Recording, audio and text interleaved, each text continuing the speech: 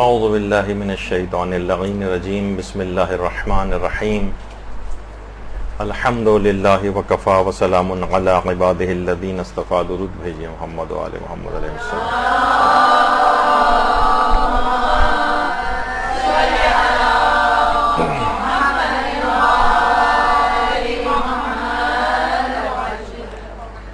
فقہ عزاداری کے سلسلے میں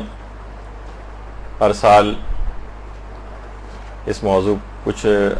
نئے موضوعات پر ہماری گفتگو ہوتی ہے. رسومات عزاداری آج کل ایک بہت حساس موضوع بن گیا ہے،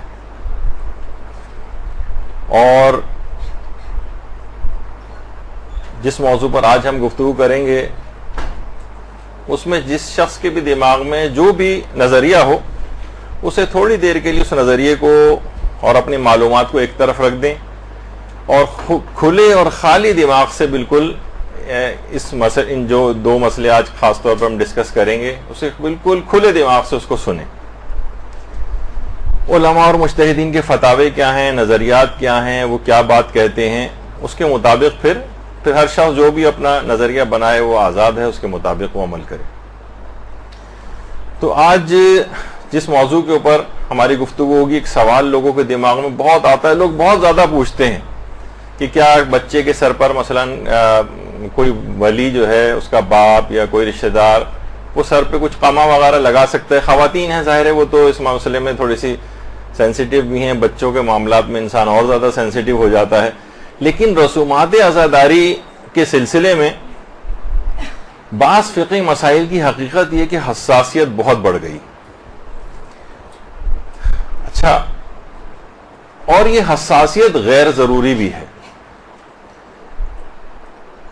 مقلدین اس میں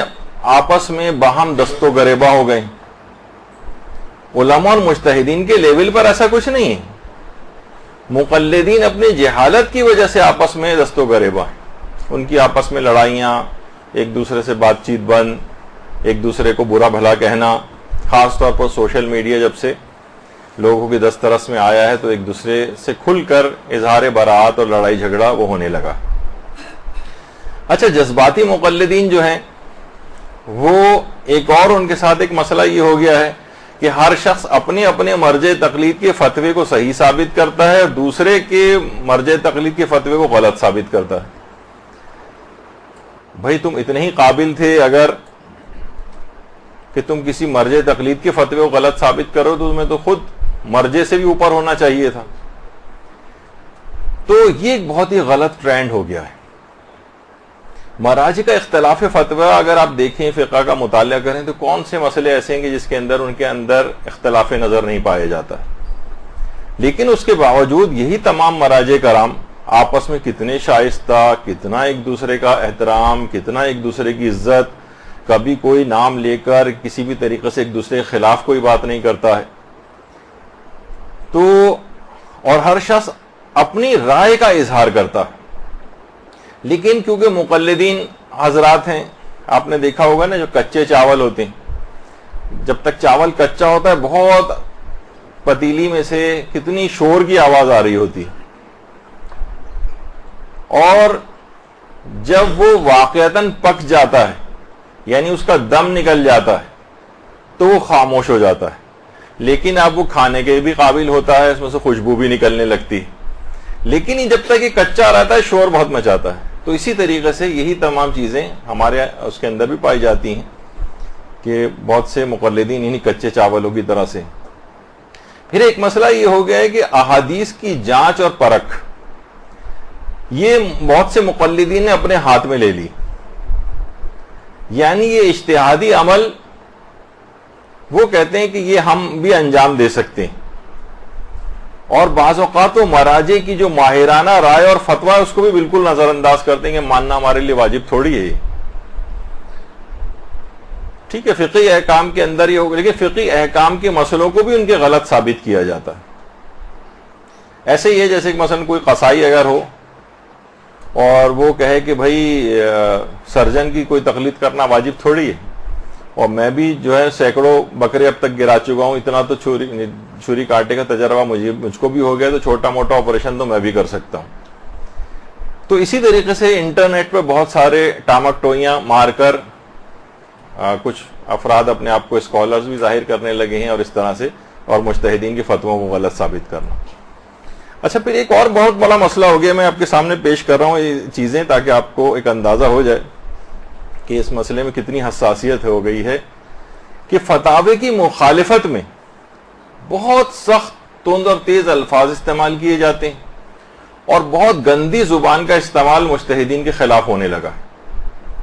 یعنی اس حد تک ہونے لگا ہے یعنی کہ اب باقاعدہ مثلا رہبر معظم کے کچھ فتاوے ابھی آئے ٹیسٹ ٹیوب وغیرہ کے سلسلے میں تھے تو پہلے سے, لیکن اس کو باقاعدہ اچھالا جانے لگا. اب یعنی جاہل افراد اگر اس طرح سے کسی چیز کو اچھالیں, بتائیے دیکھیے کہ یہ کتنا غلط مسئلہ ہے اور کتنا یہ حرام چیز ہے, استغفر اللہ اور توبہ توبہ. اور بہت سے کچھ چینل ایسے ہیں جو کھولے گئے ہیں اور پاکستان سے باہر چلتے ہیں, اس میں باقاعدہ ان کے فتوے کو غلط ثابت کرنے کے لیے جو اب وہ افراد کے جو تقلید وغیرہ کے بھی خلاف ہیں ان کو بٹھا کر ان کے فتووں کے اوپر اعتراضات اور گندے الفاظ ان کے لیے کہے جا رہے ہیں. تو یہ تمام چیزیں دیکھیے کیا ہیں, چاہے اب رہبر کے فتوے کے اوپر یہ والی چیزیں اعتراضات ہوں جو اور یا دیگر علماء اور مراجع اور مجتہدین کے فتاوے پر, تقریباً دونوں ایک ہی طرح کی بات ہو جاتی ہیں. تو یہ ایک بہت ہونے لگا, اور بعض مراسم کے لیے بہت ہی ہارش اور سخت الفاظ استعمال کرنا کہ جناب یہ تو وحشیانہ پن ہے اور یہ جو جنگلی پن ہے اور یہ ظلم اور بربریت ہے اور یہ تو داعشیت ہے اور یہ کون سا اسلام ہے اور یہ کون سی شیعت ہے, اس طرح سے کر کے بہت ساری چیزوں کو پیش کیا جاتا ہے, جبکہ ایک بڑی تعداد مجتہدین کے فتووں کے مطابق وہ چیز ہوتی. تو انسان ہر کوئی اپنے مرجع تقلید کے فتوے کے مطابق عمل کرے اور دوسرے کے اوپر طعن و تشنیع نہ کرے, اس سے ہمیشہ خلفشار پیدا ہوگا,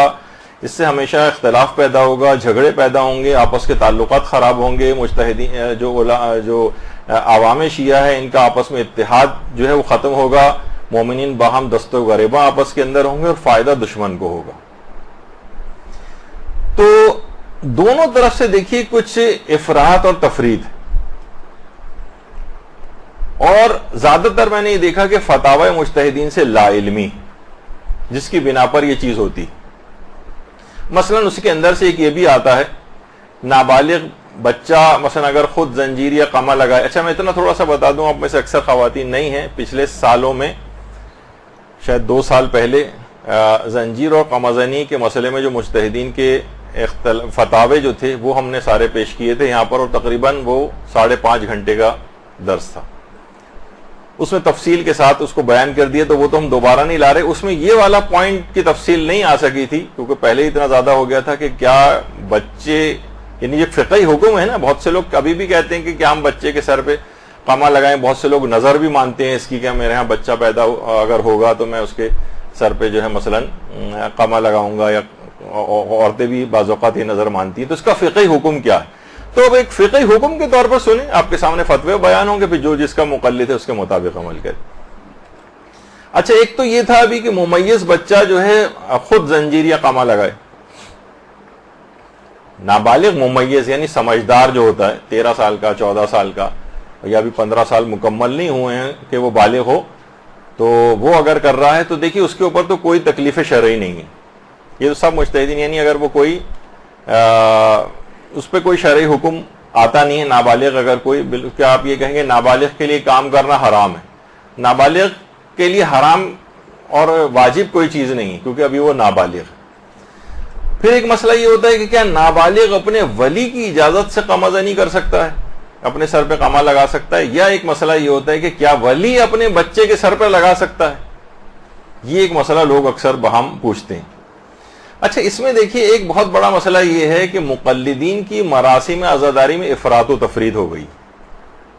بہت سے مراجع ایسے ہیں, اب اس میں بھی آپ سنیں گی جو پچھلا ہمارا درس تھا اور آج بھی آپ دیکھیں گی کہ مجتہدین میں آپس میں اس سلسلے میں اختلاف فتاوی ہیں. کچھ مجتہدین نے اجازت دی ہے. اچھا اجازت دینے کے معنی یہ نہیں ہوتے کہ اس میں بھی آپ افراط اور تفرید میں چلے جائیں. دیکھیے کچھ مراسم میں اجازتیں ہونا, کچھ اس میں حدود و قیود ہیں, کچھ شرطیں ہیں جن کی پابندی کرنا پڑتی ہے. مثلا اگر کوئی شخص اپنی حفاظت کے لیے پسٹل یا ایک چھوٹی سی گن بھی اپنے ساتھ رکھ سکتا ہے کوئی، لیکن وہی کہہ کے میں اپنی حفاظت کے لیے ایک پورا ٹینک لے کے اگر چل رہا ہوں،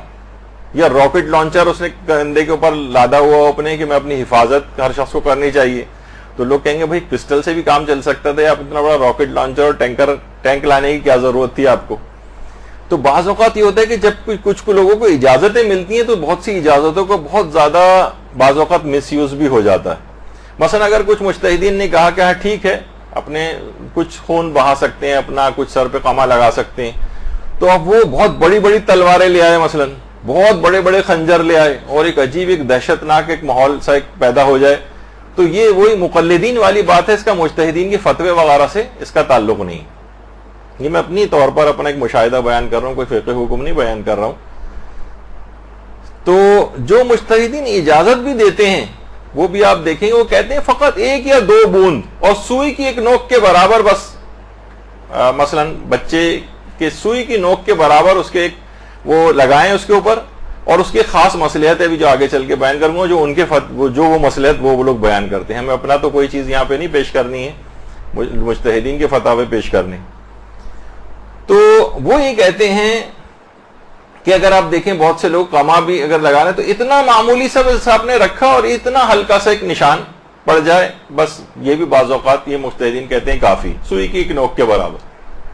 1 یا 2 بوند مشکل سے بھی اگر اس کا ہو جائے تو ٹھیک ہے، آپ اپنی اس نظر کو پوری کر سکتے ہیں، یا مثلا جو فائدہ آپ کو اس سے لینا ہے جو بھی وہ آپ کو اس سے فائدہ مل سکتا ہے اگر جن کے نزدیک جائز ہے. لیکن کوئی اس کے باوجود یہ کہے کہ نہیں بہت زیادہ افراد و تفرید کر دے اور بچے کو مثلا خون ہم خون کر دیا جائے، اور یہ وہ مجتہدین بھی یہ بات نہیں کہتے. اچھا اب میں آپ کو ایک سامنے تاکہ آپ کے سامنے ایک وہ آ جائے، مثلا موجودہ مجتہدین میں آیت اللہ حافظ بشیر نجفی کا یہ نظریہ ہے، اور کچھ مجتہدین کا اور بھی جو ابھی آگے چل کر آپ سنیں گے، تو بہتر ہے کہ میں ان کی آواز میں ہی آپ کو سنا دیتا ہوں کہ وہ کیا کہہ رہے ہیں. اب ان کا اپنا فتوے کو دماغ میں رکھیں کہ یہ اپنا فتویٰ بیان کر رہے ہیں اور اپنی ایک چیز بیان کر رہے ہیں. ضروری نہیں کہ آپ جن کی تقلید میں وہ مجتہد بھی یہ بات کہتا ہو، لیکن ہمیں اختلاف نظر تو مجتہدین کا ہے نا آپس کے اندر. وہ اپنا ایک فتویٰ بیان کر رہے ہیں، اپنی ایک چیز بیان کر رہے ہیں، ان سے ملتے جلتے فتاوے اور مجتہدین کے بھی ہیں، لیکن وہ بھی اس طرح کی افراد و تفرید نہیں کہہ رہے. کس طرح کی کہہ رہے ہیں بس مثلا وہ آپ ابھی سن سکتی ہیں. اب اعتراضات کیے جاتے ہیں، چھوٹے چھوٹے بچوں کے سروں پہ زخم لگائے جاتے ہیں. ارے یہ بچوں کو تربیت کے لیے ہے. جیسے بچہ 7 سال کا ہو جائے تو اس کو آپ تھپڑ مارتے ہیں نماز کے لیے. کیوں مارتے ہیں؟ یہ بھی بالغ نہیں ہوا ہے. کیوں مارتے ہیں؟ تاکہ اس کو نماز کی عادت پڑے. ہم اس کے سر پہ چھوٹا سا سوئی جتنا زخم کرتے ہیں تاکہ اس کو امام حسین کے غم میں خون بہانے کی عادت ہو جائے. جس طرح نماز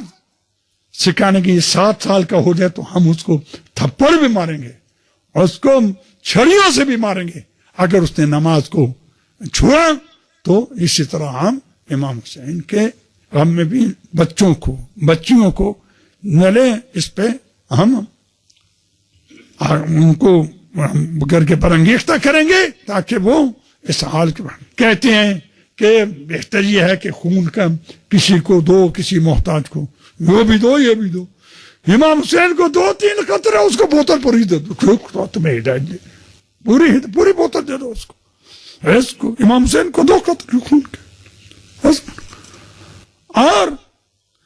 جہاد میں جاؤ، جہاد میں تو مجاہد نہ صرف اپنے خون کے قطرے دیکھ رہا، اپنی جان کو دے رہا ہے، دے وہ، لیکن امام حسین کے حق میں 2-3 قطرے خون سن کے بخل نہ کرے. یہ میرا فتویٰ ہے. 1-2 بوند بھی اگر نکل آئے تو کافی، اور ایک سوئی کی نوک کے برابر بھی اگر اس میں سوراخ کر دیا جائے، تھوڑا سا بس ایک کٹ لگا دیا جائے تو وہ چیز پوری ہو جاتی. تو بہرحال اب اس کو آپ نے دیکھا تو اس کی کچھ حکمتیں بھی انہوں نے بیان کی. اچھا اب اس میں کیا ہونے لگا ہے ایک اور چیز کہ بعض اوقات جو اس کے مخالفین ہیں وہ انہوں نے کچھ جھوٹی خبروں کا جو ہے وہ سہارا اس کے اندر لیا اور اپنے ذوق کے مطابق جھوٹے پروپیگنڈے کرنا شروع کی. اچھا بعض اوقات یہ ہوا جھوٹے پروپیگنڈوں کے اندر کیا چیز ہوئی کہ مثلا وہ فلاں جگہ پہ ایک آدمی تھا, وہ زنجیر و قمزنی کرتے ہوئے مارا گیا, وہ بچہ جو تھا وہ فلاں جگہ پہ جو ہے وہ اس کا انتقال ہو گیا,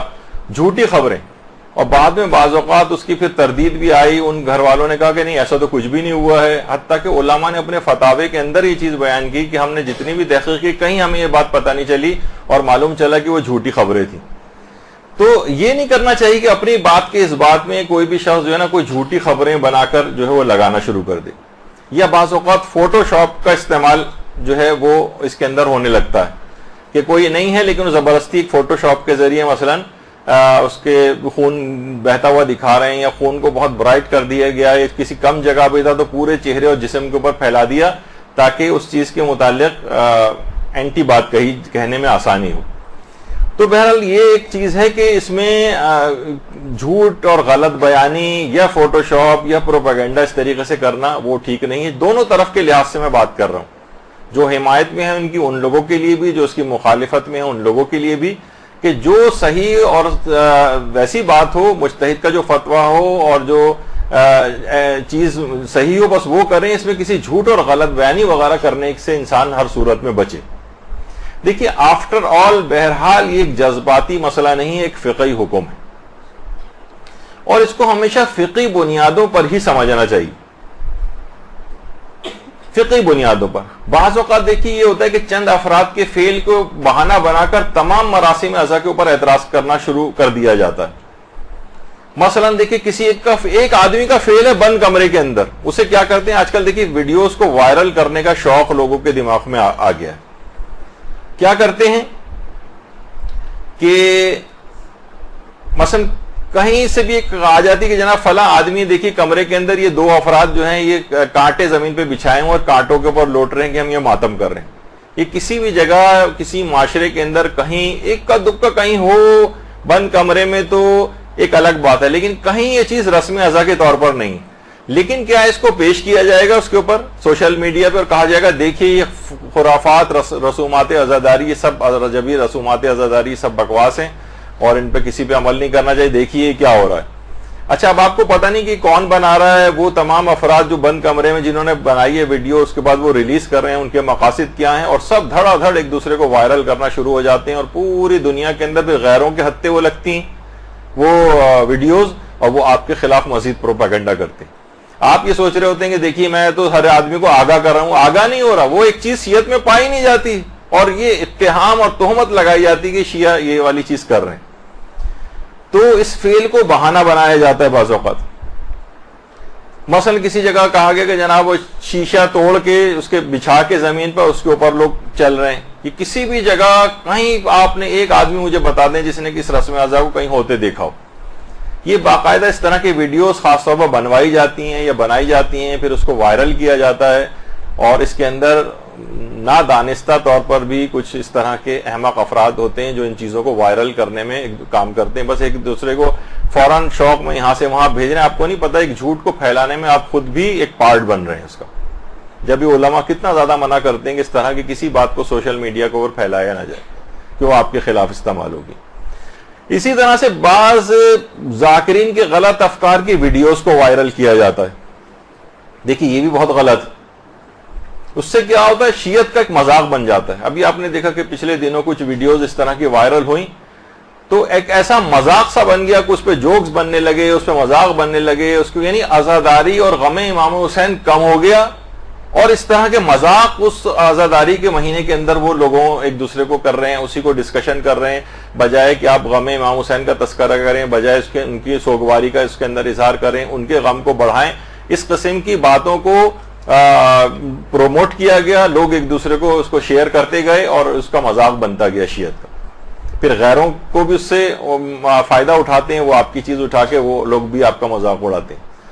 تو یہ بہت ساری اس طرح کی چیزیں ہو گئی ہیں. اچھا دیکھیے علماء اور مراجع منع کرتے ہیں دین کا کام کبھی بھی احمقانہ انداز میں نہیں کرنا چاہیے. مثلا لوگ کہتے ہیں بھائی دیکھیے فلاں آدمی نے ایک کتاب لکھی ہے, فلاں مقرر نے تقریر کی, ہمارے مجتہدین اس کا جواب کیوں نہیں دیتے. یہ بات یاد رکھ لیجئے کہ ان افراد کو جو اس قسم کی باتیں پھیلاتے ہیں, چند ذاکرین کے اندر کچھ ایسے چیزوں کو وہ فروغ دیا جاتا ہے مثلا آپ نے دیکھا ہوگا ابھی ظاہر ہے کہ وہ ایک ویڈیو وائرل ہوئی تھی جس کے اندر مردے کے زندہ ہونے کا تذکرہ تھا، تو اس سے کیا لوگوں نے بہانہ بنایا، یعنی اس کو وائرل کیا گیا اور اس کے بعد پھر کیا ہوا، اس کو جو شیئر کر رہے تھے اور پھیلا رہے تھے، مذاق اڑایا گیا، معجزات کا انکار کیا گیا. یعنی بجائے کہ اگر بات ہوتی تو بھئی یہ فلاں واقعہ اس مخصوص جگہ کے اوپر پیش آیا تھا یا نہیں آیا تھا، یہ سچا ہے یا نہیں، کیا کس بات کی طرف رخ موڑا گیا اس کا. دیکھیں اس کو پہچانیں کہ معجزات سے کیا یہ افراد حضرت عباس یا دیگر افراد مردوں کو زندہ کر سکتے ہیں یا نہیں کر سکتے. تو لوگوں نے اس کا بھی مذاق اڑانا شروع کر دیا، حالانکہ ائمہ معصومین یا جو اس قسم کے برگزیدہ ہستیاں ہوتی ہیں یہ اللہ کی بارگاہ میں دعا کریں تو مردہ بھی زندہ ہو سکتا ہے. لیکن کیا ہے کہ اس کا بھی مذاق اڑا دیا گیا، یعنی معجزات کا انکار ہو گیا. علماء اور مجتہدین نے جو واقعات بیان کیے ہیں جس میں دعا کے اللہ سے دعا کے نتیجے میں مردے زندہ ہوئے، ان سب کا بھی مذاق اڑایا گیا. یعنی ایک تیر سے کتنے سارے ان لوگوں نے شکار کیے. یہ آپ لوگوں نے تو بعض اوقات لوگ کہتے ہیں بھائی مجتہدین کیوں اس کا جواب نہیں دیتے، تو علماء اور مجتہدین یہ فرماتے ہیں کہ اگر ان افراد کے ہم جوابات دیں گے، یقین کیجئے اگر اس قسم کی ویڈیوز کو لوگ وائرل نہ کریں تو کبھی نہیں پھیلیں گی اور وہ ایک کمرے ایک مجلسی کی بات ہو کے ختم ہو جائے گی. لیکن لوگوں نے کیا کیا کہ نہیں، اس کو پھیلاتے گئے اور ایسا لگا کہ جیسے سارے شیعہ جو ہے اسی قسم کی بات کر رہے ہیں. تو اگر اس کا جواب دیں گے تو اور زیادہ شہرت ہوگی اس کی. ایک دفعہ مجھے خود ایک شرف ملا تھا، مرحوم مولانا شیخ علی مدبر نجفی صاحب جو آیت اللہ سیستانی کے آیت اللہ خوئی کے بھی وکیل تھے، اور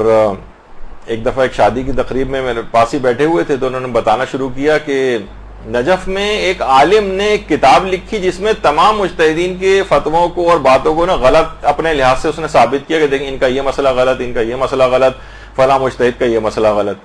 وہ کتاب اس نے چھپوا بھی دی، اور نجف ہی میں کہہ رہے ہم لوگ اس زمانے میں طالب علم تھے اور اس کی کتاب کو اس وقت وہاں پہ بڑی شہرت ملی اور لوگ تقاضا ہی کر رہے تھے کہ مجتہدین اس کی کتاب کا جواب دیں. مجتہدین نے کہا نہیں، اگر ہم جواب نہیں دیں گے تو یہ کتاب یہیں کی یہیں ختم ہو جائے گی، اور جواب دیں گے تو یہ کتاب ہمیشہ کے لیے زندہ ہو جائے گی، جس کو نہیں بھی پڑھنا ہوگا نا وہ بھی اس کو پڑھے گا. دیکھیے ایک چیز ہوتی ہے شبہ سازی، یعنی ایک خود سے ایک شبہ ایجاد کریں. میں نے ایک زمانے میں بہت ابتدائی طالب علمی کے دور میں ہم لوگ میڈیکل کالج میں ہوتے تھے تو وہاں ایک عالم نے درس دینے شروع کیے، کہا کہ میں ابتدائی 15 یا 20 درس ان دلائل کے دوں گا جس سے میں یہ ثابت کروں گا کہ خدا نہیں ہے، اور پھر ان تمام 21ویں درس سے ہم شروع کریں گے کہ خدا ہے، ثابت کریں گے کہ وہ باتیں غلط تھیں.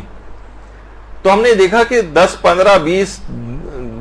درس تک تو کچھ لوگ رہے، اس کے بعد جب وہ واقعی ثابت کرنے کے اوپر آئے کہ اللہ ہے تو وہ مجمع آدھے سے بھی کم رہ گیا تھا. یعنی شبہ ایجاد ہو گئے اور ان کی تشفی بعد میں ان کے جوابات نہیں ملے. تو ضروری نہیں ہے کہ اس قسم کی باتوں کے اگر جواب دیں تو ہر کوئی پڑھے گا. اچھا مثلا فلاں کا جواب آیت اللہ سیستانی نے دیا، اب اس آدمی کی کتاب مشہور ہوگی، جس کو نہیں بھی پڑھنا ہوگا وہ پڑھے گا وہ جا کر.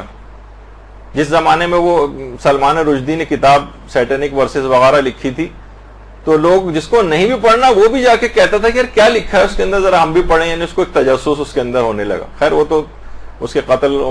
کے فتوے کے بعد سے تو وہ جس طرح سے اس کا جو ہے وہ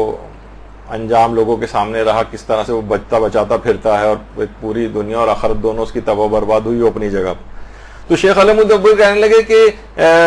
ہم لوگ مجتہدین سے کہتے تھے، مجتہدین کہتے تھے نہیں اس کی کوئی جواب دینے کی ضرورت نہیں. پھر ہم نے واقعی دیکھا کہ چند سالوں کے اندر اس کی کتاب کو لوگ بھول گئے، اس آدمی کو بھی بھول گئے، کتاب وہ شخص سب نسین منسیہ ہو گئے. تو یہی والی چیز ہمارے ساتھ بھی ہے کہ ہم ایسے افراد کو، ایسی باتوں کو اگنور کریں، اس کو پھیلائیں نہیں، اس کو وائرل نہیں کریں. تو یہ جو شور و غوغا یہ سب کچھ ہے، یہ سب ان کو بڑھانے سے ہوتا ہے. اور ہر شخص کو چاہیے کہ وہ اپنے مرجع کے فتوے کا احترام کرے، اور جو اس کا مرجع نہیں ہے اس کے بھی فتوے کا احترام کرے. دیکھیے سب کے پاس اپنے دلائل ہیں. اچھا یہ جب یہ مقلدین آپس میں شروع کرتے ہیں، مثلا آیت اللہ سیستانی وہ مقلد ہے، وہ مثلا کسی اور مجتہد کے فتوے پہ اعتراض شروع کر دے اور اس کے خلاف دلائل بیان کرنے لگے، تو کیا ہوگا کہ پھر وہ دوسرے مجتہد جو ہے اس کا نمائندہ آغا سیستانی پہ اعتراض کرنے شروع کر دے گا، اور وہ جو کسی کی بھی تقلید نہیں کرتے وہ سارے مجتہدین کے فتووں کو کرنے لگیں گے، جیسے اب ہونے لگا ہے۔ جناب آغا رہبر نے مثلا شطرنج کا جو ان کا فتویٰ ہے وہ بھی ایک خاص تناظر کے اندر ہے، شطرنج کو مطلقاً انہوں نے حلال نہیں کیا، اس معاشرے کے اندر جہاں جوئے کا کوئی تصور شطرنج کے ساتھ نہ رہے وہاں انہوں نے کہا ہے کہ اس کو کھیلنے کی اجازت ہے۔ لیکن وہ معاشرے اگر یہ نہیں کہا کہ شطرنج حلال ہے، نہیں، جب وہ جوئے کے حالات سے ہی خارج ہو گئی تو کہتے ہیں کہ پھر اس کی حرمت کا وہ حکم نہیں رہتا، اور ہر ایک کے پاس اپنے دلائل ہیں، امام خمینی کا بھی یہی نظریہ تھا مثلا۔ لیکن جس معاشرے کے اندر اب بھی یہ چیز ہے اور اب بھی آلات جوا میں شامل ہوتی ہے وہاں پر یہ اب بھی حرام رہے گی، تو انہوں نے یہ پیش کرنا شروع کر دیا، دیکھیے امام جو ہیں وہ تو شطرنج کی اتنی مذمت کر رہے ہیں اور یہ مجتہدین کو دیکھیے یہ کیا کر رہے ہیں کہ یہ ان کو حلال قرار دے رہے ہیں۔ مور حلال ہے، آیت اللہ سیستانی کا نظریہ، وہ کہتے ہیں دیکھیے فلاں فلاں روایت کے اندر تو مور امام نے حرام قرار دیے، یہ حلال قرار دے رہے ہیں۔ تو یہ مقلدین نے اس قسم کے کام اپنے ہاتھوں میں پکڑ لیے کہ ان کا فتویٰ صحیح ہے، ان کا فتویٰ غلط ہے۔ ہر مجتہد کے پاس اپنے فتوے کے دلائل ہوتے ہیں اور اس کا ہر مجتہد کے فتوے کا احترام کرنا ضروری ہے، خواہ وہ آپ کے اپنے مرجع تقلید کے فتوے کے برخلاف فتوی کیوں نہ ہو۔ اچھا، اب آ جائیے موضوع کے اوپر۔ یہ تو میں نے ایک مختصر سی تمہید باندھی جو شاید اختصار سے تھوڑی سی اور آگے بڑھ گئی، لیکن بہرحال یہ کہ اب آ جائیے اس مسئلے کے اوپر کہ کیا ولی اپنے بچے کے سر پر قامہ لگا سکتا ہے۔ اب دیکھیے خود اس مسئلے کے اندر کئی گروہ مجتہدین۔ پہلا گروہ ہے جو کہ قائلین حرمت ہے، جو یہ کہتا ہے کہ نہیں یہ کام نہیں ہو سکتا، ولی یہ کام نہیں کر سکتا، بچے کے سر پر ایسا کوئی کٹ نہیں لگا سکتا کہ جس سے خون نکلے۔ ان میں کون قائلین حرمت میں کون کون شامل ہیں؟ ان میں ایک آیت اللہ خامنئی رہبر معظم شامل ہے۔ وہ یہ فرماتے ہیں کہ نہیں، کوئی بھی شخص اپنے بچے، ولی بھی وہ تو خیر اصلاً دیکھا جائے تو خونی ماتم ہی کے رہبر خلاف ہیں، اور وہ بڑوں کے لیے بھی اور بچوں دونوں کے لیے اس کام کو ممنوع قرار دیتے ہیں۔ اور قائلین حرمت میں جو دوسرا نام ہے وہ آیت اللہ ناصر مکارم شیرازی کا، وہ بھی اس کو منع کرتے ہیں۔ اچھا، یہ ہو گیا ایک گروہ جو ان کے مقلدین یہ کام نہیں کر سکتے، بلکہ اگر کسی نے نظر اس طرح کی کسی عورت نے مانی اور وہ ان دونوں میں سے کسی کی تقلید ہو، ان دونوں مجتہدین کی میں سے کسی کی، تو اس کی وہ نظر جو ہے وہ باطل ہے، وہ اس کے اوپر عمل نہیں کر سکتی وہ عورت یا کوئی مرد اپنے بیٹے کے لیے۔ دوسرا ہے گروہ ہے قائلین سکوت، جو کہ اس مسئلے میں خاموش ہیں، ان کا اصلاً کوئی فتویٰ موجود نہیں۔ جیسے دماغ میں لوگوں کے آتا ہے کہ کیا نابالغ کے سر پر ولی قامہ لگا سکتا ہے، آیت اللہ سیستانی کا اس سلسلے میں کیا نظریہ ہے؟ تو اصلاً آیت اللہ سیستانی نے اس مسئلے میں، اس مسئلے کی حساسیت کی وجہ سے، اس کی بھی ہم ایک تفصیل بیان کر چکے ہیں قامہ زنی والے مسئلے میں، کہ وہ بالکل خاموش ہیں، ان کا کوئی فتویٰ اس سلسلے میں نہیں پایا جاتا۔ اچھا، ایک فتویٰ اگرچہ ان کے نام کے حوالے سے، ان کے ایک وکیل کے حوالے سے مشہور ہوا ہے کہ انہوں نے بھی منع کیا ہے، لیکن دیکھیے بتا دوں ایک بات کہ وکلاء جو ہیں مجتہدین کے، وہ فتویٰ بیان تو کر سکتے ہیں لیکن اپنی کوئی رائے الگ سے دینا، اگر وہ کوئی بیان کریں بھی تو ضروری نہیں کہ مجتہد کی بھی وہی رائے ہو۔ آپ یہ کہیں بھائی ان کے وکیل ہیں تو وکیل ہیں، ٹھیک ہے، وہ خمس جمع کرنے کے سلسلے میں وکالت ہے، کچھ اجازتیں ان کے پاس ایکسٹرا ہوتی ہیں، لیکن وہ ان کی طرف سے کوئی فقہی مسئلہ بنا نہیں سکتے۔ مثلا مجتہد کے ایک وکیل ہیں جو خود ہی قریب الاجتہاد ہیں، اور ہمارا بھی ان سے رابطہ رہتا ہے، یعنی کبھی ہم ان سے پوچھیں گے آغا اس میں آغا ذرا اس کا بتائیں کہ یہ فتویٰ اس سوال کا جواب کیا ہے، تو وہ اپنا جواب جو ہوتا ہے وہ بیان کرتے ہیں۔ پھر ہم ان سے پوچھتے ہیں کیا آغا سیستانی کا بھی یہی نظریہ ہے، تو وہ کہتے ہیں نہیں ان کا نظریہ یہ نہیں، ان کا یہ ہے، یا ان کا فتویٰ مجھے معلوم نہیں۔ یعنی بعض اوقات وہ اپنی رائے بھی کیونکہ خود قریب الاجتہاد ہیں یا شاید مجتہد ہو گئے ہوں تو وہ اپنی رائے بیان کر دیتے ہیں، جبکہ ہیں ان کے وکیل، تو وہ اصلاً آغا سیستانی کی رائے نہیں ہوتی۔ تو اس لحاظ سے ایک فتویٰ ان کے حوالے سے مشہور ہوا ہے لیکن وہ ثابت نہیں ہے، کیونکہ اصلاً آغا سیستانی نے اس مسئلے میں کبھی کوئی فتویٰ دیا ہی نہیں۔ تو یہ قائلین سکوت کہلاتے ہیں۔ اچھا، اتنا اور بتا دوں کہ جس مسئلے میں بھی آپ کا مجتہد جو ہے وہ خاموشی اختیار کرے اور فتویٰ نہ دے، تو اس مسئلے میں آپ علم میں دوسرے بڑے مجتہد کی بات بھی مان سکتے ہیں۔ آپ خود تحقیق کریں گے مثلا آغا سیستانی کے بعد علم میں دوسرا بڑا مجتہد کون ہے، پھر آپ اس مسئلے میں جس مسئلے میں مجتہد نے خاموشی اختیار کی ہوئی ہے اس میں پھر دوسرا بڑا مجتہد جو ہے اس کی بات بھی مانی جا سکتی. تو اس سلسلے میں یہ دماغ میں رہے. اچھا یہ والا جو مسئلہ ہے تھوڑا سا ذرا ایک ٹیکنیکل بھی ہے. ایک ہوتا ہے کہ خود قما زنی کو حرام سمجھنا, اور ایک اور مسئلہ یہ ہے کہ کیا ولی کے پاس اس قسم کا کوئی اختیار اور اتھارٹی ہوتی ہے, ولی کے پاس کوئی اختیار یا اتھارٹی ہوتی ہے کہ وہ اپنے مصلحت دیکھتے ہوئے, جس میں بچے کی مصلحت ہو, یعنی ایسا نہیں کہ بلا وجہ اس کو پٹائی کرنی ہے, اس بچے کو اذیت پہنچانی ہے تو وہ اس کے جسم پہ کوئی کٹ لگا دے, نہیں, ایسی تو کسی ولی کے پاس, کسی باپ کے پاس یہ اختیار نہیں ہوتا. ہماری پوری تفصیل اس موضوع پہ ہو چکی ہے کہ باپ کب کب بچے کو مثلا مار سکتا ہے اور کب نہیں مار سکتا. مثلا بچہ جو ہے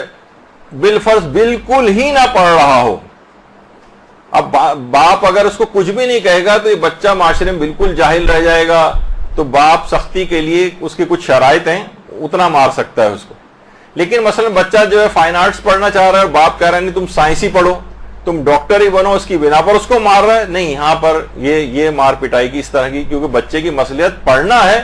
ڈاکٹری ہی پڑھنا یا سائنس ہی پڑھنا یہ مصلحت نہیں ہے بچے کی, اس پہ مارنے پیٹنے کی اجازت نہیں ملے گی. خیر اس کے الگ تفصیلی مسئلے. تو کچھ علماء یہ کہتے ہیں نہیں, باپ کے پاس یہ والی ولایت ہے ہی نہیں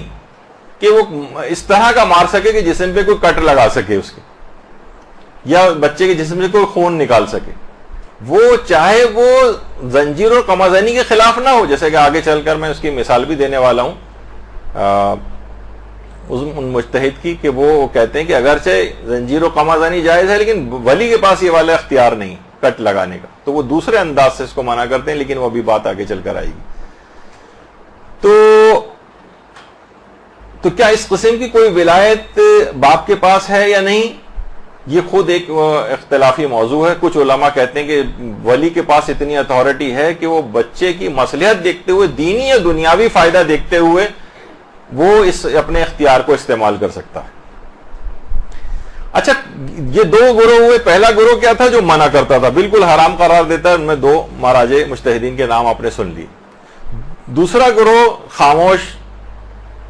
ہے, یعنی جس نے اس میں کوئی فتویٰ نہیں دیا, اس میں آغا سیستانی شامل. اور تیسرا گروہ ہے قائلین جواز, وہ مجتہدین کہ جو کہ اس کو جائز سمجھتے ہیں شرائط کے مطابق, کہ ظاہر ہے کہ بہت زیادہ جسمانی ضرر کوئی واقع نہ ہو. مثلا خود آیت اللہ بہجت. اب اگر کوئی بھی لوگ, ابھی آپ جو نام سنیں گے اتنے بڑے بڑے مجتہدین کے, اگر آپ اس عمل کو اس طور پہ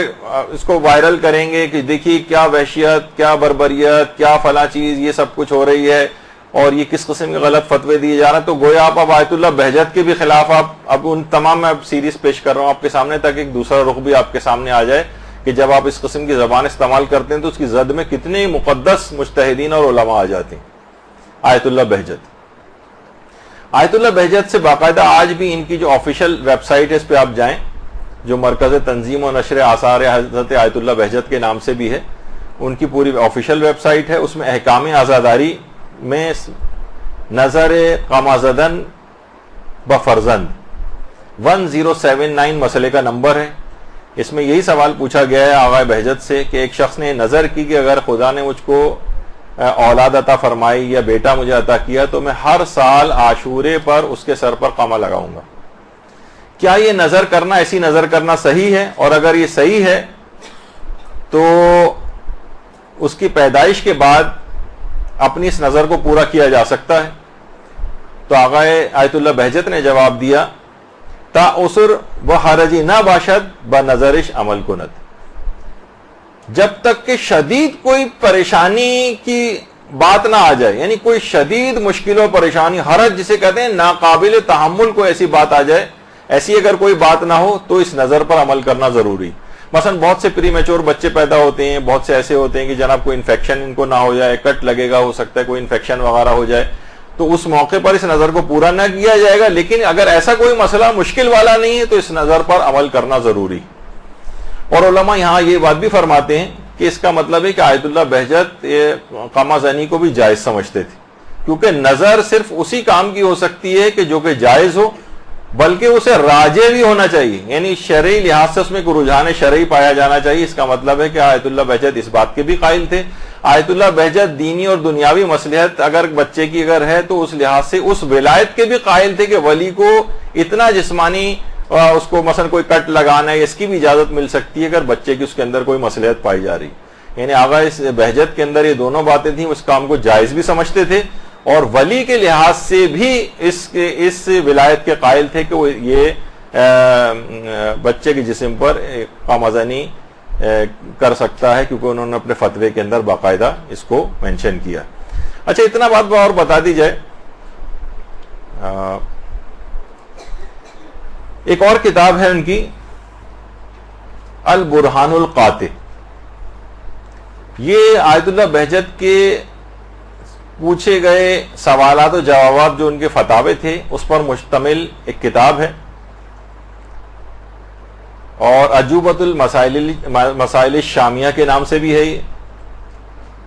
اور اس کے اندر انہوں نے عقائد کے سلسلے میں اور فقہی احکام جو ہیں وہ اس کے سوالوں کے جواب دیے، اور یہ ان کے اپنے ادارے نے یہ کتاب چھاپی، اور آیت اللہ بہجت کی اپنی زندگی میں یہ کتاب چھپی تھی۔ دیکھیے آیت اللہ بہجت کے حوالے سے ان کی سے باتیں جو چیز پیش کی جاتی ہیں ان میں بہت ساری باتیں غیر معتبر بھی ہیں، یعنی پھیلائی گئی ہیں کہ آیت اللہ بہجت نے کہا جبکہ اس کا کوئی ویسا ریفرنس نہیں ہوتا۔ بعض اوقات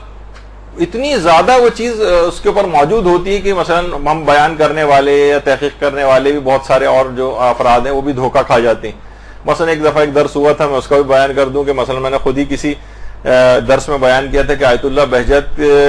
کے قرآن جو ان کے زیر استعمال تھا اس کے حاشیے میں فلاں جملہ لکھا ہوا تھا، امام زمانہ کے لحاظ سے ایک بات اس کے اندر کی گئی تھی۔ درود بھیجیے محمد علیہ محمد۔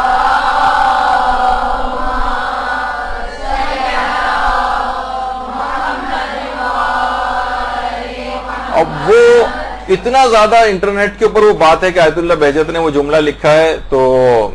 میں نے بھی وہ بیان کر دیا، ظاہر ہے تقریباً ہر جگہ سے اس کا اطمینان ہو رہا تھا کہ یہ جملہ ہے، لیکن کوئی پراپر ریفرنس نہیں تھا۔ بعد میں جب ان کے دفتر سے اور ان کے ادارے سے رابطہ کیا گیا تو انہوں نے کہا کہ ہم نے آیت اللہ بہجت کے زیر استعمال تمام قرآن دیکھے، اس میں کسی بھی جگہ وہ حاشیے کے اندر جملہ نہیں۔ تو بہت سی ان اوتھینٹک باتیں بھی معاشرے کے اندر ہو جاتی ہیں، اکثر دھوکہ کھا جاتے ہیں، لیکن یہ کتاب ایسی کہ جو آیت اللہ بہجت کے اپنے ادارے نے چھاپی اور آیت اللہ بہجت کی اپنی زندگی میں چھپی ہے۔ اس کے اندر کیا ہے؟ اس کے اندر باقاعدہ آیت اللہ بہجت سے کچھ سوالات کیے گئے ہیں۔ اس میں ایک سوال یہ ہے، حل یجوز للولی، اچھا پہلا اس میں ایک سوال تھا وہ قامزنی سے متعلق ہے، تو وہ اس میں تو آیت اللہ بہجت نے شرائط بتا کے قامزنی کو جائز قرار دیا، تو اس میں کہا کہ اگر یہ چیز جائز ہے تو حل یجوز للولی ضرب طفلہ الصغیر کذالک بنفسہ او بتقدیمہ للغیر لیفعل بہ ذلک، اگر یہ کام جائز ہے قامزنی تو کیا ولی کے لیے اپنے چھوٹے بچے کے سر پر خود قامہ لگانا کیا یہ جائز ہے، یا یہ کہ کوئی اور شخص لگائے، کسی اور کے ہاتھ سے یہ والا کام عمل انجام دلوایا جائے، کیا یہ چیز جائز ہے؟ تو آیت اللہ بہجت نے جواب دیا اس کتاب کے اندر، یجوز ذالک ما یرویا صلاحہ فی الدنیا والآخرہ کما یجوز الاحتجام بہ مع عدم الضرر والاکراہ، یہ چیز جائز ہے اگر ولی یہ دیکھ رہا ہے کہ اس کے اندر اس کی دنیا اور آخرت کی کوئی صلاح ہے، جس طریقے سے حجامہ جو ہوتا ہے کما یجوز الاحتجام،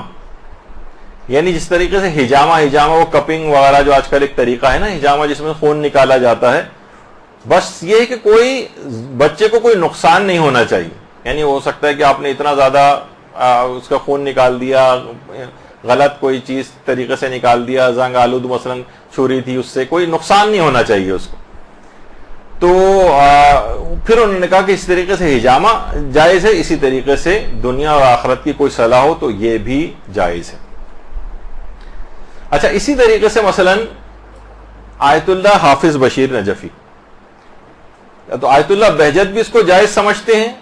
اور آیت اللہ حافظ بشیر بھی اس کو جائز سمجھتے ہیں۔ تو ان سے بھی یہ سوال پوچھا گیا کہ بچے کے اوپر قما یا زنجیر زنی کرنے کا کیا حکم ہے؟ تو انہوں نے جواب یہی دیا کہ اگر بچے کا والد اس میں بچے کی کوئی مصلحت دیکھتا ہے، مثلاً وہ اسے سانحہ کربلا کے احیا اور اس کی یاد کو باقی رکھنے کے لیے بچے کو اسی عمر سے مشکلات اور آلام برداشت کرنے کا عادی بنانا چاہتا ہے، اور اس میں قما زنی اور زنجیر زنی کی شرائط جائز ہونے کی موجود ہو، تو اس میں کوئی حرج نہیں، اور وہ جائز ہونے کی جو شرطیں ہیں وہ 3-4 ہیں، وہ اس کے تحت بھی آیت اللہ بشیر جو ہے وہ جائز سمجھتے ہیں۔ تو انہوں نے کہا کہ اگر کوئی مصلحت وہ اس میں دیکھتا ہے کہ بچے کو ابھی سے مشکلات کا عادی بنایا جا سکے، تو اس لحاظ سے آیت اللہ بشیر نجفی بچے کے اوپر ولی کی اس ولایت کے بھی قائل ہیں، جیسے آیت اللہ بہجت قائل تھے، اسی طریقے سے حافظ بشیر نجفی بھی قائل ہے۔ جس زمانے میں چند سال پہلے حافظ بشیر صاحب کا ایک انٹرویو ٹائپ کا آیا تھا جس میں انہوں نے جائز قرار دیا تھا، تو بہت سارے اہل علم افراد نے بھی ان پر یہ اعتراض کیا کہ یہ تو بالکل نئی بات لے کے آئے ہیں، ولی کے پاس تو یہ والا اختیار اور اتھارٹی ہوتا ہی نہیں کہ بچے کے جسم پہ کوئی کٹ لگا سکے، جبکہ ان کی نگاہ میں شاید دیگر مراجع کے فتاوے نہیں تھے، کتنی بڑی تعداد علماء کی ہے، ایک خاص تعداد کے جو کہ اس کام کو جائز سمجھتی ہے اور ولی کے پاس اس اتھارٹی کی قائل ہے۔ تو بہرحال انہوں نے، اور وہ کہتے ہیں زیادہ نہیں، صرف ایک انہوں نے اپنے وہ تقریر آپ اگر ان کی سنیں تو اس کے اندر ہے کہ ایک سوئی کی نوک کے برابر آپ اس کو بس ایک کٹ لگائیں، 1-2 بوند بھی نکل آئے تو کافی ہے کہ بچہ، تاکہ دیکھیے بہت سی چیزیں ہمارے ہاں ذرا بہت سینسیٹیو بھی ہیں، جیسے میں نے ایک دفعہ کہا بھی تھا کہ ایکیوپنکچر کا جو ایک طریقہ علاج ہے ہمارے ہاں، تو کتنا لوگ اس سے ڈرتے ہیں کہ جسم میں اتنی ساری سوئیاں لگی ہوئی ہیں، ایک سوئی سے بچہ، سب سے زیادہ بچہ کو جو ڈرایا جاتا ہے دیکھیے تو وہ اللہ بابے سے ڈرایا جاتا ہے یا ڈاکٹر صاحب سے ڈرایا جاتا ہے۔ ہمارے پاس بھی کبھی کوئی رشتہ دار بچے وغیرہ لے کے آتے ہیں تو وہ شرارت کر رہا ہوتا ہے تو کہیں گے خبردار خاموش ہو جاؤ نا ڈاکٹر صاحب ابھی انجیکشن لگا دیں گے آپ، یعنی اس کو انجیکشن سے اتنا خوف دلایا گیا ہے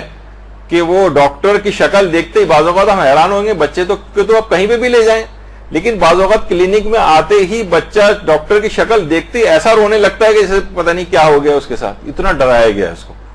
تو بعض اوقات معمولی سا 1-2 ڈراپ بھی نکل آئے ہمارے ہاں تو اس کو بہت خطرناک چیز سمجھا جاتا ہے، جبکہ اسکن ذرا سی کٹ لگتا ہے اس کے اندر عام طور پر بھی آپ دیکھتے ہیں کہ اس میں سے 1-2 بوند قطرے جو ہے وہ نکل آتے ہیں۔ تو بہت سی چیزیں بہت زیادہ سینسیشنلائز اور وہ بھی ہو گئی ہیں اور اس میں بہت حساسیت پیدا ہو گئی۔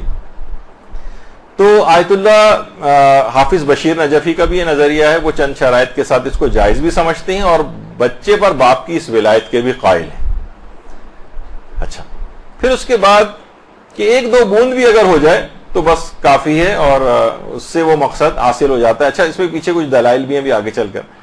تیسری اور شخصیت جو موجودہ زندہ مجتہدین میں ہے، آیت اللہ صادق روحانی۔ آیت اللہ صادق روحانی نے اپنی کتاب جو قربان الشہادہ، قربان الشہادہ، اس کے اندر 20 مسئلے کو لکھا ہے۔ اس میں پہلا مسئلہ تو یہ کہا، ضمناً ایک اور بھی انہوں نے چیز بیان کر دوں کہ بہت سارے افراد یہ کہ جن کے نزدیک جائز بھی ہے زنجیر و قما زنی، لیکن ان کی مثلا والدین اگر انہیں منع کر رہے ہیں اور ان کو اذیت ہو رہی ہے ان کے اس عمل سے، تو ان سے پوچھا بھی گیا کہ اگرچہ یعنی ان کے فتوے میں جائز تھا، لیکن اگر کوئی شخص کرنا چاہے زنجیر و قما زنی کرنا اور لیکن اس کی والدہ اس کو منع کر رہی ہوں، تو انہوں نے جواب دیا کہ اگر وہ کر رہی ہوں، اگر وہ شخص کر رہا ہو زنجیر و قما زنی اور اس کے کرنے سے اس کی والدہ کو اذیت پہنچ رہی ہو، تو پھر اس کے لیے جائز نہیں ہوگا، اس کے لیے حرام ہو جائے گا، کیونکہ والدین کو اذیت پہنچانے بچانا یہ حرام ہے اور اس حرام سے بچنا واجب ہے۔ تو وہ ایک الگ مسئلہ ہے کہ بعض اوقات اس طرح سے بھی جائز ہونے کے باوجود چیز حرام ہو جاتی ہے۔ پھر اس کے بعد اگلا سوال کیا گیا ان سے، یہ اور زیادہ واضح، ان سے یہ پوچھا گیا کہ حل للاب ولایہ علی الولد الصغیر بان یجرح رأس ولدہ حتی یخرج الدم التدبیر وماذا لو کان الولد صغیرا جدا، یعنی کیا باپ کو اس بات کی ولایت ہے کہ وہ چھوٹے بچے کے سر پر جراحت کر سکے یہاں تک کہ خون نکل آئے، جسے تدبیر کہتے ہیں، یعنی خونی ماتم وغیرہ قما وغیرہ لگانا، خاص طور پر جبکہ بچہ بہت چھوٹا ہو۔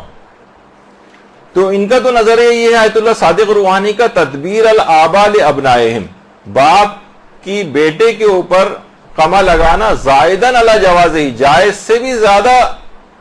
عمل حسن اور راجح، یعنی بہت بہتر عمل ہے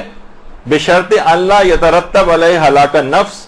بس یہ کہ وہ ہلاک نہ ہو جائے، کوئی ایسی نقصان نہ پہنچ جائے، یا اس کا کوئی عزم جو ضائع نہ ہو جائے، یا مثلا اس میں شل نہ ہو جائے، اس قسم کا کوئی نقصان نہ ہو، تو یہ ایک بہتر چیز بھی ہے۔ اچھا بہتر کیوں ہے، یہ بھی آگے چل کر دیگر مجتہدین کے فتوے میں بھی بات بیان ہوئی،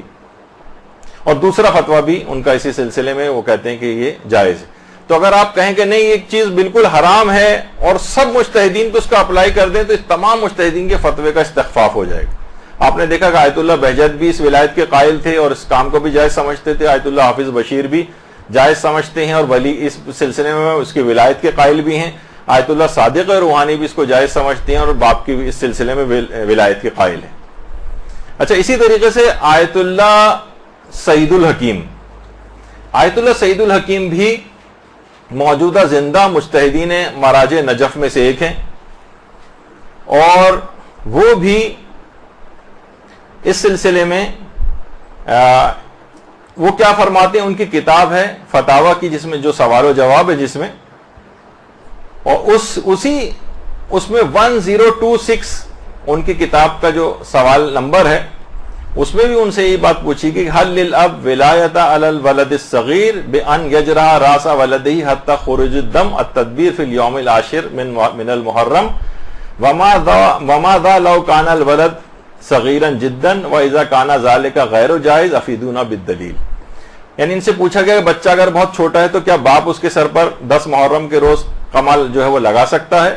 جبکہ اگر بچہ بہت چھوٹا، اگر یہ کام جائز نہیں ہے تو اس کے جائز نہ ہونے کی کیا دلیل ہے؟ تو انہوں نے کہا کہ نعم لہ الولایت لا ذالک، جی ہاں باپ کے پاس اس بات کی ولایت ہے کہ وہ بچے کے سر پر قمع لگا سکتا ہے، یعنی آیت اللہ سعید الحکیم کا بھی یہ فتویٰ۔ دوسرا یہی سوال، پھر سوال پوچھا گیا ایک شخص نے کہ اعظم قلبی علان اطبر ولدی الصغیرین حاضہ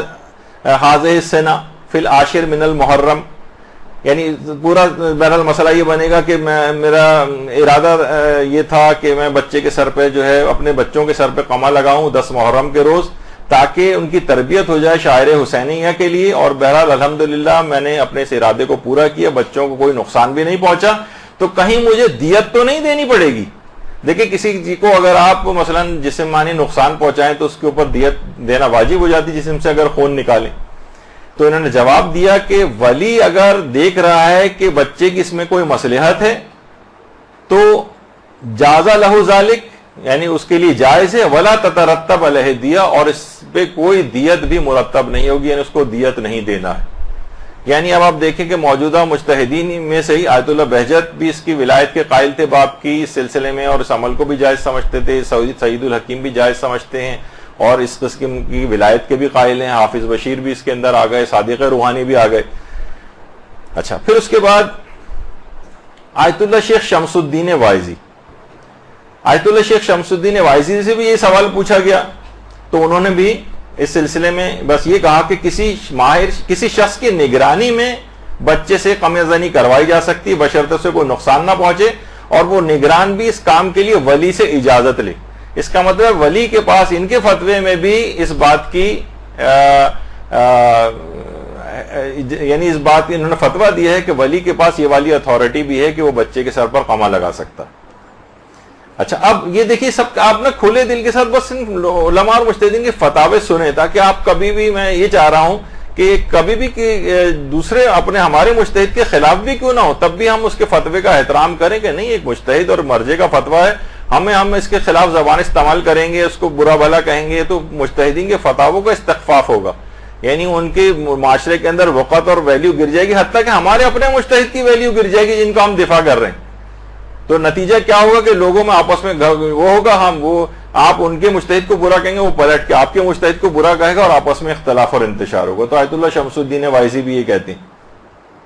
اچھا اسی طریقے سے آیت اللہ شیخ محمد سند، یہ بھی زندہ مجتہدین میں سے، باقاعدہ ان کے انٹرنیٹ پہ کتنے درس خارج وغیرہ بھی ہوتے ہیں، ان سے بھی یہ والا سوال پوچھا گیا کہ کیا باپ جو ہے وہ قمع زنی کر سکتا ہے چھوٹے بچے پر، اور خاص طور پہ جو بچہ ہے بالکل دودھ پیتا بچہ ہو اگر، تو کیا باپ کے پاس اس قسم کی کوئی ولایت ہوتی ہے؟ تو انہوں نے کہا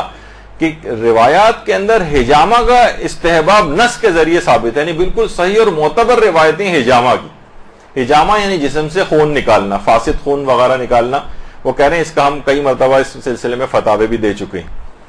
اچھا دیکھیے حجامے کا ایک چیز اور اب آپ کو بتا دی جائے کہ حجامہ آپ کو پتا ہے کہ آج کل کپنگ وغیرہ ایک طریقہ علاج بہت مشہور ہوا ہے، آج کل جگہ جگہ اس کے کلینکس بھی کھلنے لگے ہیں، لیکن یہ تو بہت پرانا ایک اس زمانے میں، اب تو خیر ذرا انسٹرومنٹ ذرا ماڈرن ٹائپ کے ہو گئے ہیں. پہلے تو جونکوں کے ذریعے حجامہ ہوتا تھا، لیچس لگواتے تھے جسم پر. خود روایت میں کہ ہمارے چھٹے امام جونکے جو ہے وہ لگوایا کرتے تھے.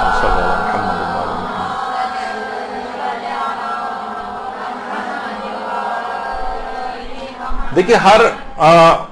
حجامہ یعنی جسم سے خون نکالنا، علماء نے کہا ہے کہ یہ بالکل ایک ویسا طریقہ ہے جو کہ پیغمبر سے بھی ثابت ہے، معصومین سے بھی ثابت ہے، اور اس سلسلے میں معتبر روایتیں آئی ہیں. پہلے ظاہر ہے جس زمانے میں سب آلات ایجاد نہیں ہوتے تو جونکوں کا استعمال کیا جاتا تھا. اب جو ہے اس کے لیے الگ کپنگ کے انسٹرومنٹس باقاعدہ جو ہیں وہ آ گئے. اچھا تو اب باقاعدہ آیت اللہ سیستانی سے بھی، اگر آپ ان کی استفتاحی آیت اللہ سیستانی کی آفیشیل سائٹ ہے اس پہ اگر آپ جائیں، جو سوال و جواب کا سیکشن ہے اس میں الحجامہ، تو ان سے پوچھا گیا آیت اللہ سیستانی سے حجامہ کے متعلق آپ کیا کہتے ہیں. تو آیت اللہ سیستانی نے جواب میں لکھا ہے کہ بہت ساری روایات معتبرہ کے اندر، یعنی معتبر روایتوں کے اندر یہ بات آئی ہے کہ پیغمبر اور ائمہ معصومین اس طریقہ علاج کو استعمال کرتے تھے، اس طریقہ علاج کو اختیار کرتے تھے.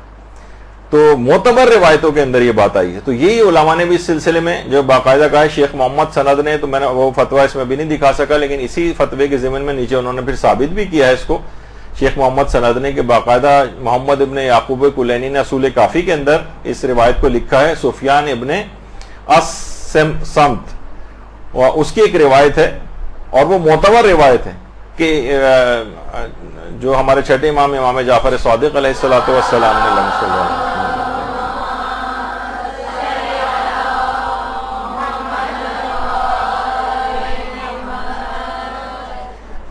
فرمایا کہ ہر 4 مہینے کے بعد ہر ماہ بچے کا حجامہ کروایا جائے. یعنی معمولی سا جسم سے خون نکالنا. پھر اس کے بہت سارے فوائد بیان کیے گئے ہیں کہ جسم سے اس طرح کا فاسد خون نکلتا ہے، بچے کے کیا کیا اس میں اس کو فوائد حاصل ہوتے ہیں. شیخ صدوق نے ملا یحذر الفقی میں تو بہت سے علماء نے حجامہ سے دلیل بنائی ہے اس کو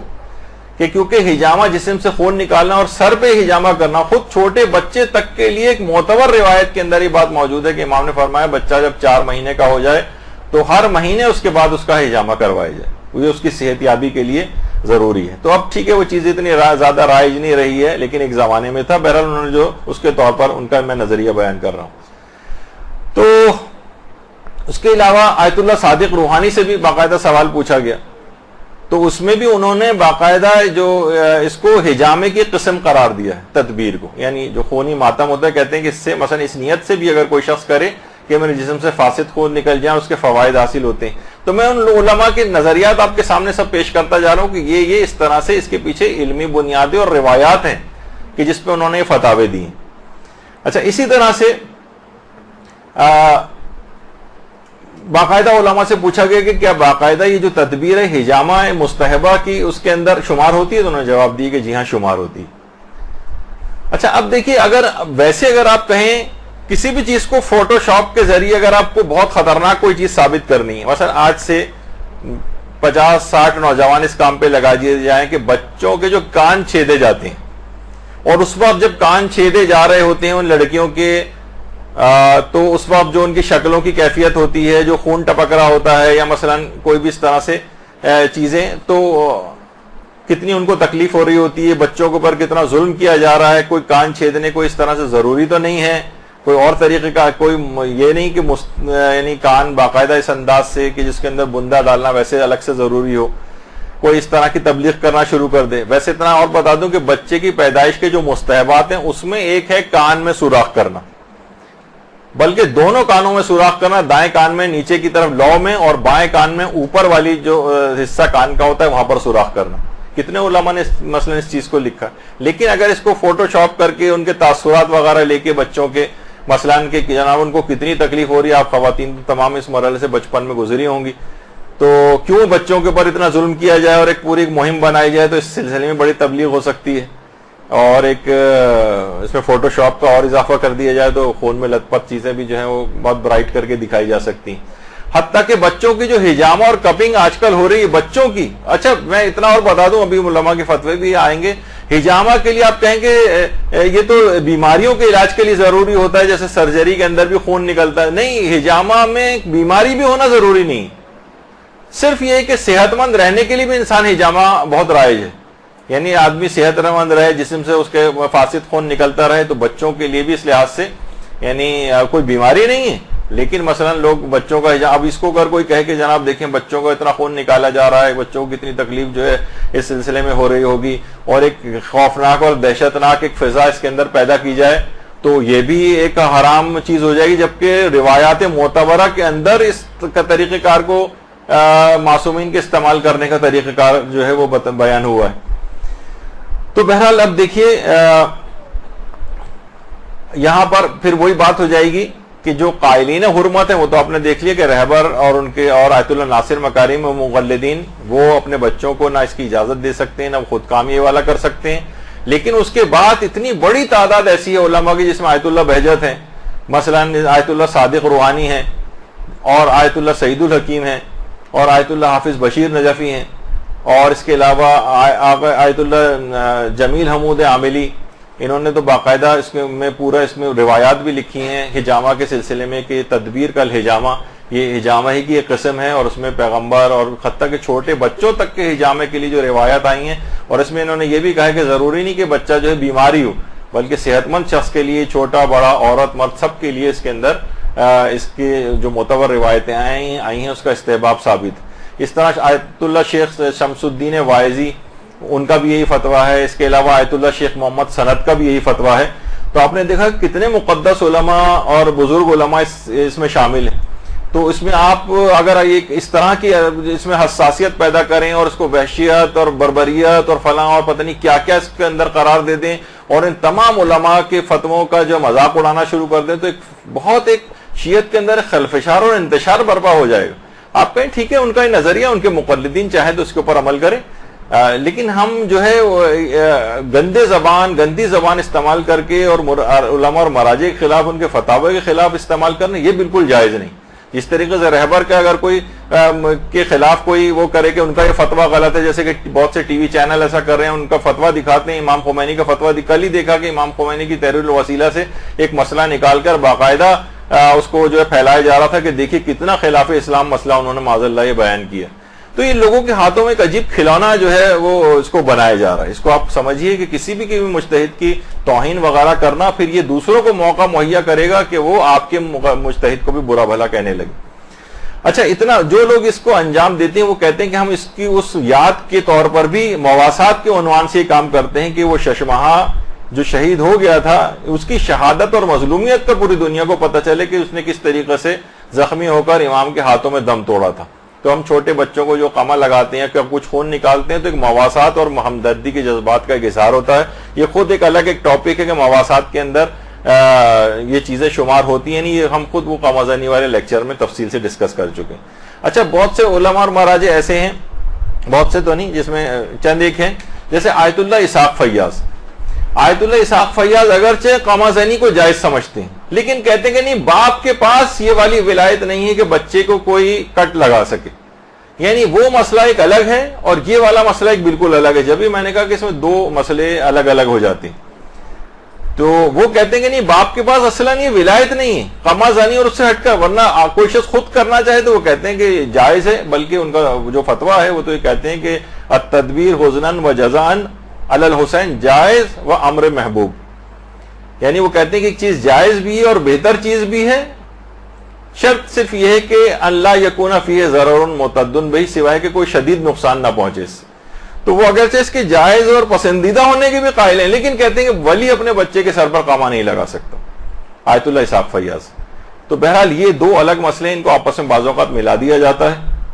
تو یہ ایک دماغ میں یہ چیز رہنی چاہیے. کہ اس سلسلے میں علماء کے فتاوے الگ ہیں. اب جو رہبر کی اور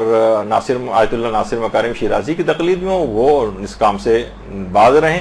اور نہ کریں اس کو. دیگر مجتہدین کے مقلدین اگر کرنا چاہیں وہ کر سکتے ہیں. آیت اللہ سیستانی کے مقلدین کیونکہ ان کا فتویٰ موجود نہیں، یا تو وہ احتیاط کریں اس کام کو نہ کریں، یا اس مسئلے میں دوسرے بڑے مجتہد کی بات تحقیق کر کے دیکھیں کہ وہ کیا کہتا ہے. وہ اگر اجازت دیتا ہو تو کر سکتے ہیں، اجازت نہیں دیتا تو نہیں کر سکتے. یہ بس اس کا ایک حل ہے. لیکن